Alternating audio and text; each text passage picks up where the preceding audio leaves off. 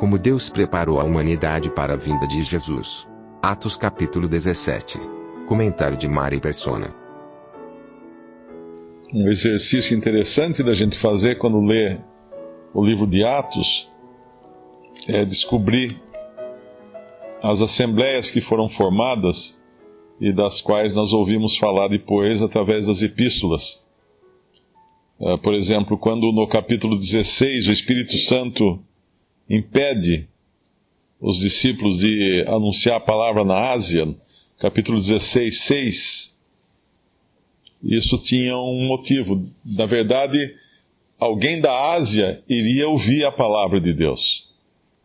E esse alguém era Lídia. Ela era da cidade de Tiatira, que era uma cidade da Ásia. Porém, ela estava morando em Filipos, que é no versículo 12, que é a primeira cidade dessa parte da Macedônia. E essa mulher da Ásia está no lugar que Deus queria que ela estivesse para ouvir a palavra. E ela vai abrir sua casa, e a sua casa vai ser provavelmente as primeiras reuniões da Assembleia reunida em Filipos, foi na casa de Lídia. E aí nós temos a carta aos Filipenses. Talvez nessa Assembleia estivessem, além de Lídia, o carcereiro, e quem sabe até essa escrava que foi liberta do espírito imundo aqui. E depois, quando nós entramos no capítulo 17, nós lembramos aquela passagem que Paulo fala em Tessalonicenses, em 1 Tessalonicenses, do que aconteceu em Tessalônica. 1 Tessalonicenses, capítulo 1, versículo 7, de maneira que fostes exemplo para todos os fiéis na Macedônia e Acaia, porque por vós soou a palavra do Senhor, não somente na Macedônia e Acaia, mas também em todos os lugares. A vossa fé para com Deus se espalhou, de tal maneira que já dela não temos necessidade de falar coisa alguma. Porque eles mesmos anunciam de nós qual a entrada que tivemos para convosco, e como dos ídolos vos convertestes a Deus, para servir o Deus vivo e verdadeiro, e esperar dos céus a seu Filho, a quem ressuscitou dos mortos, a saber, Jesus, que nos livra da ira futura. A Tessalônica é justamente o capítulo 17, versículo 1. Eles chegaram a Tessalônica, onde havia uma sinagoga de judeus. E ali então se convertem algumas pessoas, e é dessas pessoas que Paulo vai escrever depois na carta aos Tessalonicenses, falando dos elementos que compunham a conversão deles. Primeiro a fé, no versículo 1 Tessalonicenses 1, versículo 8, a vossa fé para com Deus se espalhou. Depois, o abandono dos ídolos, no versículo 9, como dos ídolos vos convertestes a Deus.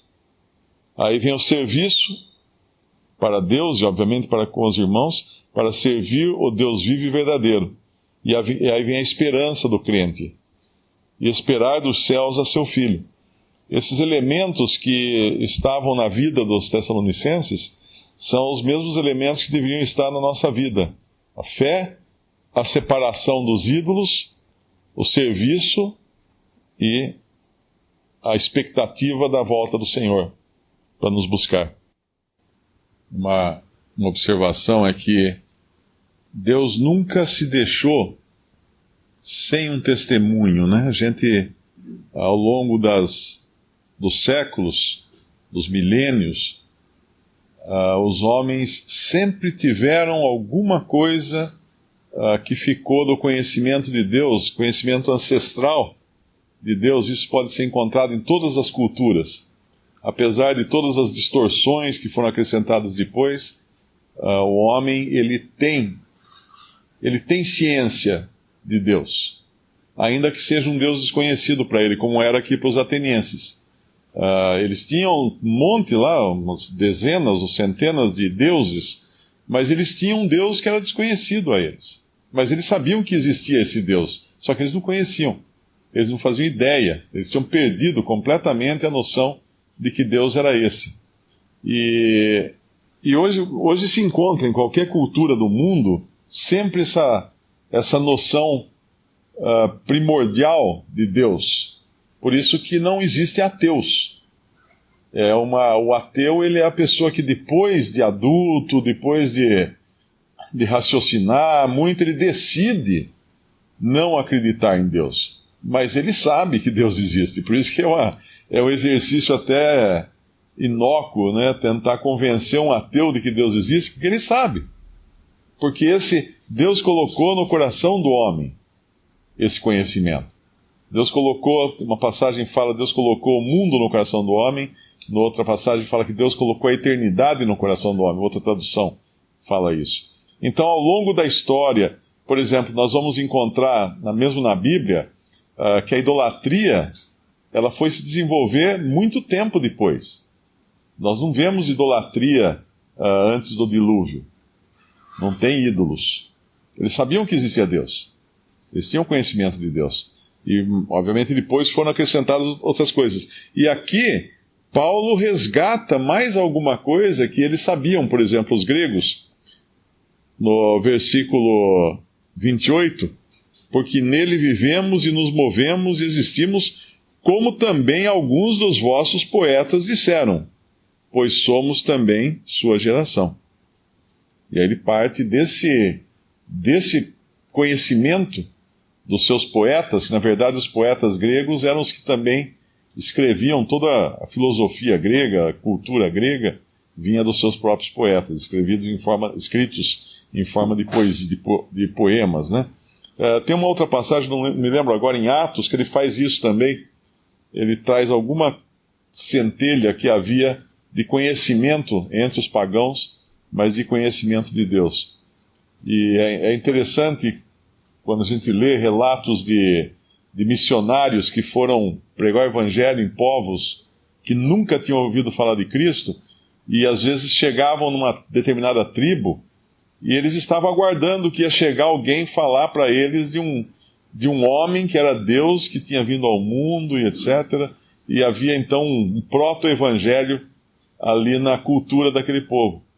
Tem relatos bastante interessantes sobre isso, de pessoas que estavam praticamente preparadas, só faltava explicar, esse é Jesus. Esse é Jesus, é esse que morreu. Como ele fazia com os judeus. Os judeus tinham um conhecimento muito maior das Escrituras, obviamente, né? Mas quando ele chegava e falava assim, olha, tudo aquilo que vocês sabem lá, esse é o Cristo. Esse que eu anuncio para vocês é o Cristo. E muitas vezes nós vamos encontrar isso em povos também que aparentemente são pagãos, ignorantes totalmente das coisas de Deus, e vai procurar lá no meio da cultura deles, tem alguma coisa que sobrou ainda daquele conhecimento ancestral, de que há um Deus, que não é Alá, não é nada disso, né? É um Deus verdadeiro, é o Deus que criou todas as coisas, e esse Deus fez o homem de um só, como ele fala aqui, né?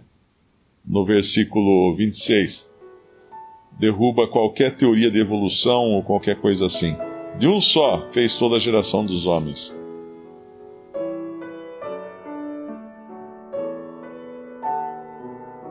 Visite Respondi.com.br. Visite também 3minutos.net.